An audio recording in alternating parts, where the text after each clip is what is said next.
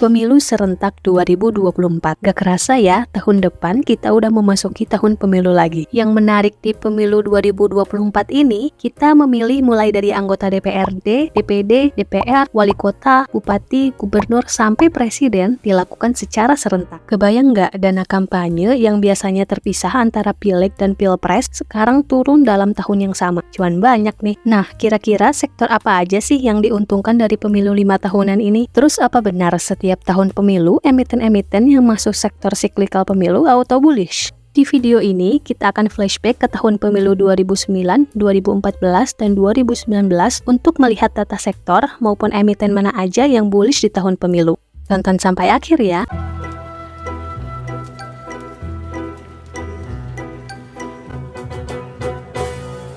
Disclaimer dulu, video ini hanya bersifat informasi dan edukasi, bukan ajakan atau rekomendasi untuk membeli atau menjual saham. Setiap keputusan investasi menjadi risiko pribadi masing-masing.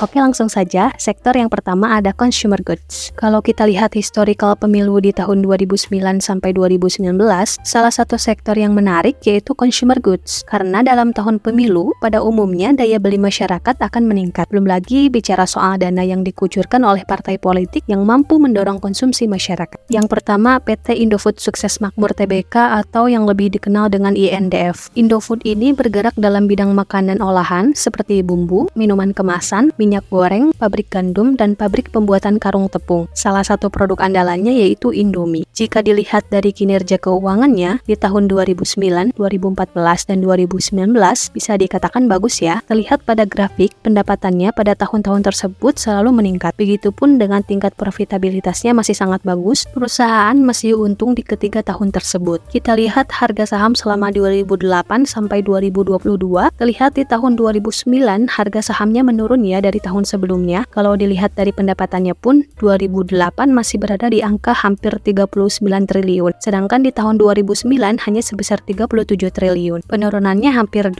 triliun. Penurunan itu katanya sih sebagai akibat dari gejolak kurs yang terjadi di tahun 2008, sehingga imbasnya di tahun 2009 kinerja perusahaan menurun, dan hal ini bisa jadi akan menekan harga sahamnya juga. Bahkan dalam kurun waktu 15 tahun, harga terendahnya di 3 Maret 2009 sebesar Rp820 per saham, which is itu waktu menjelang pemilu 2009 ya. Namun di tahun-tahun berikutnya mulai melejit lagi nih, seperti di tahun 2014 dan 2019 harganya cenderung stabil di angka 6 ribuan sampai 7 ribuan.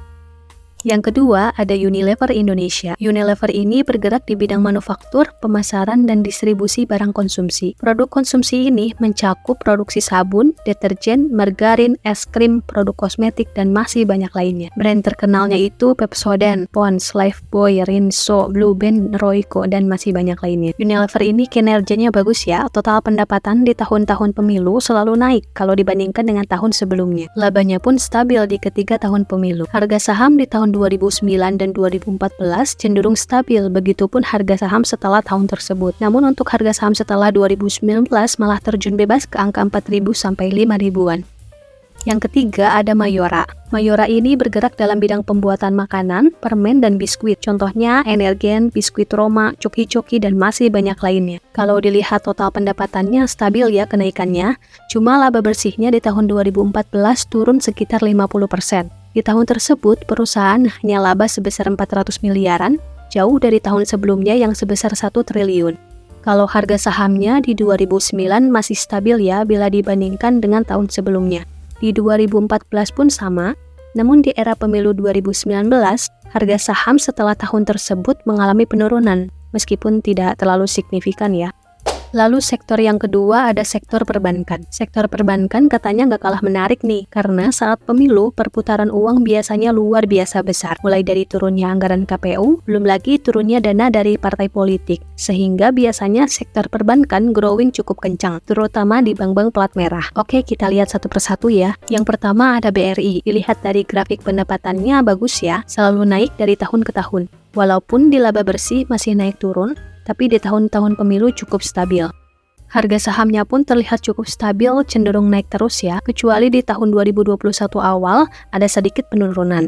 namun di setiap tahun pemilu cenderung naik terus daripada periode sebelumnya. Yang kedua ada Bank Mandiri. Untuk total pendapatan Mandiri bisa terlihat selalu meningkat dari tahun ke tahun, sama halnya seperti BRI tadi ya. Begitupun dengan labanya, perusahaan masih untung selama 15 tahun ini. Untuk harga sahamnya cenderung naik terus ya tiap tahun, meskipun di tahun-tahun pemilu ini kelihatannya ada penurunan, tapi tidak terlalu signifikan. Yang ketiga ada BCA. Dilihat dari total pendapatannya, BCA juga naik terus dari tahun ke tahun. Laba bersih pun inline ya dengan kenaikan pendapatannya. Harga sahamnya sampai 2020 akhir, kenaikannya sangat bagus ya, smooth. Cuma di awal tahun 2021 aja nih yang agak menurun, tapi selanjutnya bisa bounce back lagi. Yang terakhir ada BNI. Pendapatan BNI cenderung naik juga ya setiap tahunnya, namun laba bersihnya lumayan fluktuatif nih. Paling rendah di tahun 2020, BNI hanya mampu menghasilkan laba 3 triliun saja, dari yang sebelumnya bisa mencapai 15 triliun rupiah. Kemudian kalau dilihat harga sahamnya, pergerakan cukup bagus ya di tahun-tahun pemilu, baik sebelum ataupun setelahnya. Malah harga tertinggi terjadi pada tanggal 18 April 2019,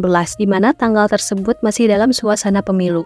Kemudian sektor yang ketiga ada sektor media. Perusahaan media juga mendapatkan hype yang baik di saat momentum menjelang pemilu, karena biasanya masih ada iklan partai dan iklan calon pemimpin bermunculan saat jeda acara televisi. Sehingga perusahaan media dianggap akan grow juga seiring dilaksanakannya pemilu. Perusahaan media yang pertama ada Emtek. Emtek ini portofolio bisnis utamanya di media dan digital. Emtek ini tuh yang menaungi Surya Citra Media Tbk, siaran TV-nya itu ada SCTV, Indosiar, dan Moji. Pendapatan Emtek relatif naik terus ya di setiap tahunnya, namun untuk profitabilitasnya agak kurang bagus nih. Terlihat pada tahun 2018 dan 2019 mengalami kerugian hingga mencapai 2,6 triliun. Tapi di 2021 sudah mulai bounce back lagi sehingga menghasilkan laba sekitar 5 triliun. Emtek ini baru IPO di tahun 2010 ya, makanya ini harga sahamnya dimulai dari 2010.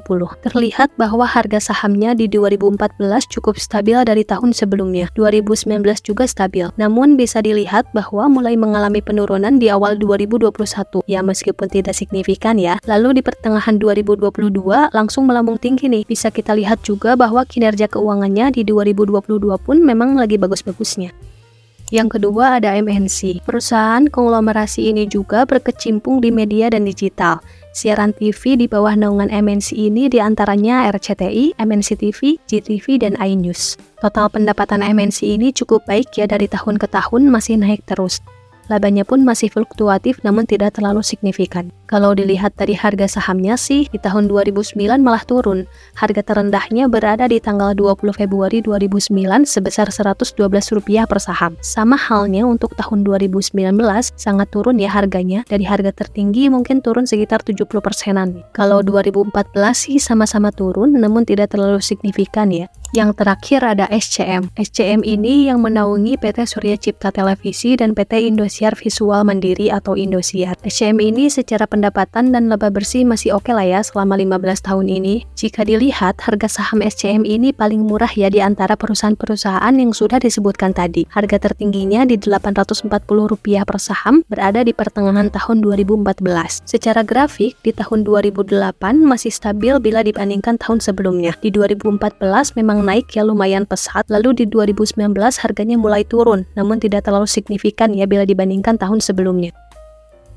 Secara historikal, di tahun 2009 dan 2014, tren pemilu membawa nilai indeks saham meningkat. Bisa dilihat dari tahun 2008 ke tahun 2009, kenaikannya hampir 50%. Dari 1.500 di tahun 2008, kemudian naik jadi 3.000-an di tahun 2009. Kemudian hal yang sama pun terulang di tahun 2014. IHSG naik sekitar 15% dari tahun sebelumnya. Namun di tahun 2019 ini berbeda, IHSG malah anjlok hampir 15% dari tahun sebelumnya. Faktor penyebab anjlok kemungkinan karena faktor eksternal. Tapi balik lagi, ini cuma asumsi pribadi aja. Di tahun itu ternyata ada perang dagang Amerika dan Uni Eropa. Sedikit banyak ini mempengaruhi IHSG di Indonesia. Berarti ternyata pasar memberikan respon positif terhadap pelaksanaan pemilu, asalkan tidak ada gejolak dan gangguan stabilitas keamanan selama pesta demokrasi berlangsung.